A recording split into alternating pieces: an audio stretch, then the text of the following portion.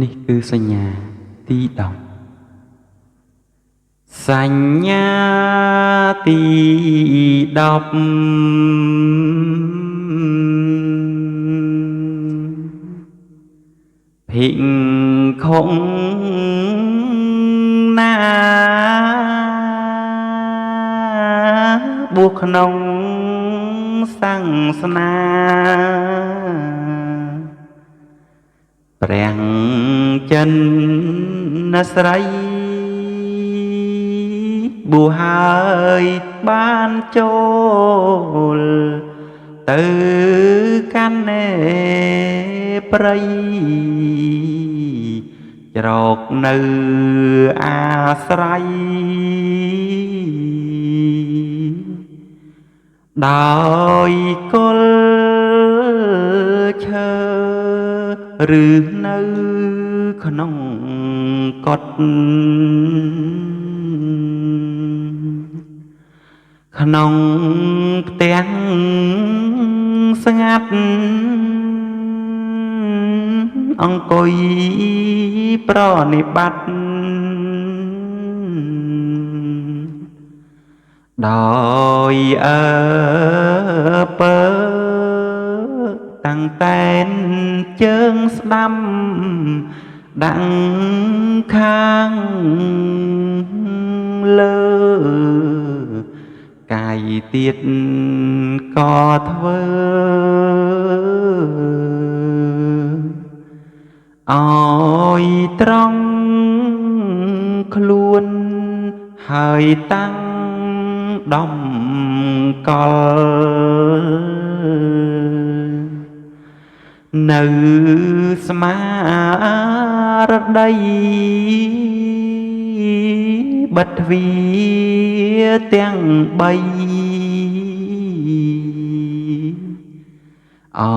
្យស្ងប់ស្ងួនឲ្យមានសន្តិនឹងមាំមួនតាំងរាប់ចំនួនខ្យល់ចេញចូលខ្យល់ដកដង្ហើមចេញចូលវេដឹងក្នុងខ្លួនឯងសពទាំងមូលបដងដង្ហើមខ្លីចេញចូលក៏ដឹងត្រកូលខ្យល់ទាំងអង្គភិក្ខុសិក្សាដើម្បីសោយនៅបៃទិញដោយចិត្តជ្រាំងថ្លាព្រមទាំងសុខកាយស្រួលលេចិនដាដែលកើតពីកាយវិកវេកភិក្ខុសិក្សាដើម្បីដឹងចិត្តសង្ខាប្រឹងលះដំរែករងាប់នាមកាយក្រោកគ្រៀតពេកដោយចិត្តវិង្វេក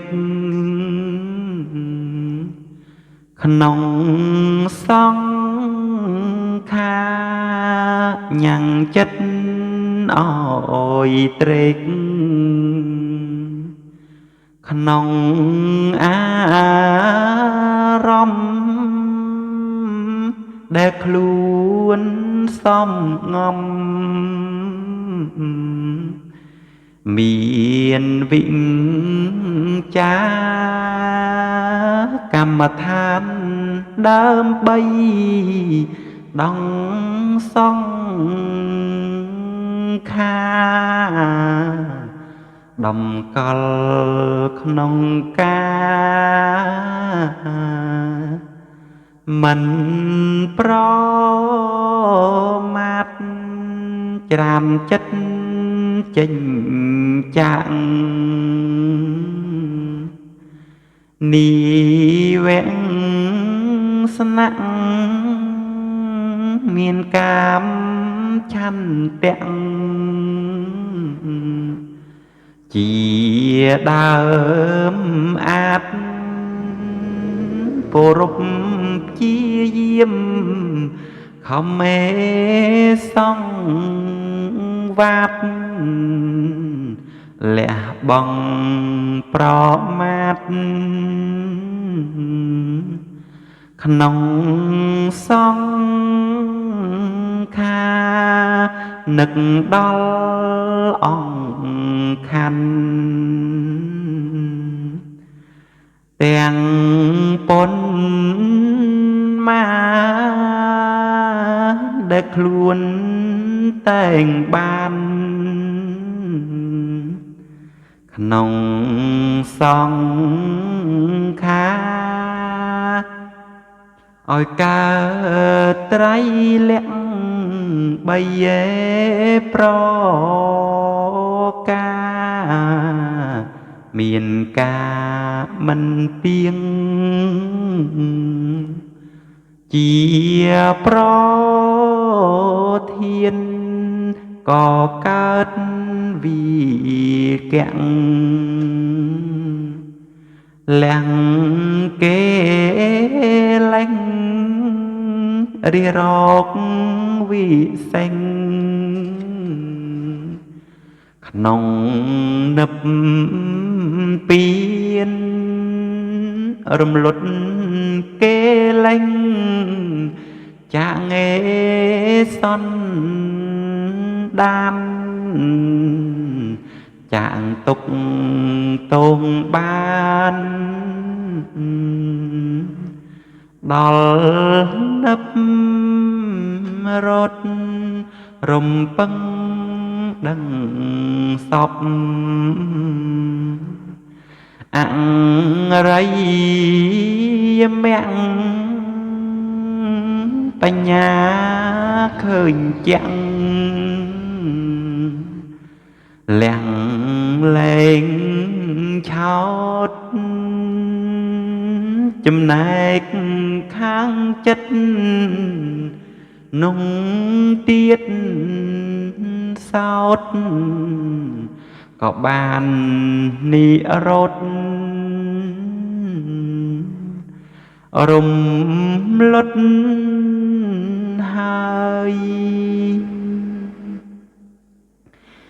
ហើយបាននន់ថាបើអ្នកទៅដល់សំណាក់គ្រីមាននចូលតាំងមេត្តាចិត្តអើយទុនហើយតាំងសូត្រមន្តគឺសញ្ញាតាំងពីទីមួយដល់ទី10ដល់រាបដល់ចប់ từកាលណាគ្រីមាននន់ស្ដាប់សញ្ញាលុងចប់ក៏ជាគ្រានោះឯងលំដាប់នោះក៏ព្រះអានន្ទនាំសញ្ញាមុនទៅសំដែងជំនួសព្រះអង្គដោយខ្លួនឯងដល់ហើយក៏ថ្លែងសញ្ញា10គ្រានោះភិក្ខុគ្រីមាននន់កំពុងឈឺធ្ងន់ស្ទើរសន្លប់កាលបើបានស្ដាប់សញ្ញាចប់រោគក៏រំងាប់ទៅជាទៅហង